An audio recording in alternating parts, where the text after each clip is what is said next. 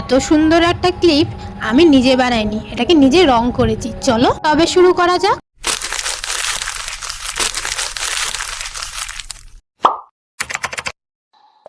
কি বন্ধুরা, কেমন আছো? আজকে আমি চলে এসেছি একটা সুন্দর ক্লিপ, সেটাকে আবার রং করে দেখাবো। আমি এই ক্লিপটা অনেক দিন ধরেই ব্যবহার করছিলাম, তবে রংটা একটু চটে গেছিলো, তাই ভাবলাম একটু নিজের কারুকার্যই না এর উপর একটু করে দেখাই, তাই একটু তোমাদের সঙ্গে শেয়ার করছি। দেখো, প্রথমেই আমি সবুজ রংটা নিয়ে নিচের বেসটা সেটা করে নিয়েছি। তোমাদের যদি ভিডিওটা ভালো লেগে থাকে তাহলে এক্ষুনি লাইক, শেয়ার, কমেন্ট করে দাও। আর আমার চ্যানেলে প্রথম হয়ে থাকলে তাহলে নিচে সাবস্ক্রাইব লেখা বাটনটা আছে, সেটা প্রেস করে পাশে থাকা বেল আইকনটা অবশ্যই ক্লিক করে দিও, যাতে এমন সুন্দর সুন্দর ভিডিওর নোটিফিকেশন তোমাদের কাছে আগে পৌঁছে যায়।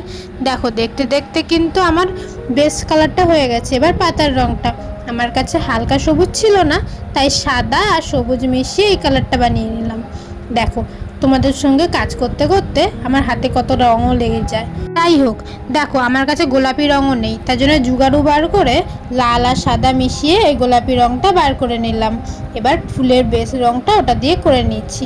আমি জানি তোমাদের আমার ভয়েসের পেছনে একটা আওয়াজ পাচ্ছ, আসলে কিছুই না, ওটা আমাদের পাড়ায় কীর্তন হচ্ছে আর সেটাই তোমরা আওয়াজ পাচ্ছ। যাই হোক, কটা দিন একটু ম্যানেজ করে নিও। দেখো কত সুন্দর আমার ফুলের বেস রংটা হয়ে যাচ্ছে। সেম ভাবেও আমি আর একটা পাশেও রং করে নেব, একই রকম ভাবে অনেক তাড়াতাড়ি ভাবে করে নেব। দেখো, তোমরা যদি আমার কাছে কোনো আর্ট, ক্রাফট বা কোনো হাতের কাজ বানানো দেখতে চাও তাহলে অবশ্যই কমেন্ট করে বলো, আমি নিশ্চয়ই সেটা করে দেখানোর চেষ্টা করব। আর আমার ভিডিওটা কেমন লেগেছে সেটা পুরো ভিডিওটা দেখার পর অবশ্যই কমেন্ট করে বলো।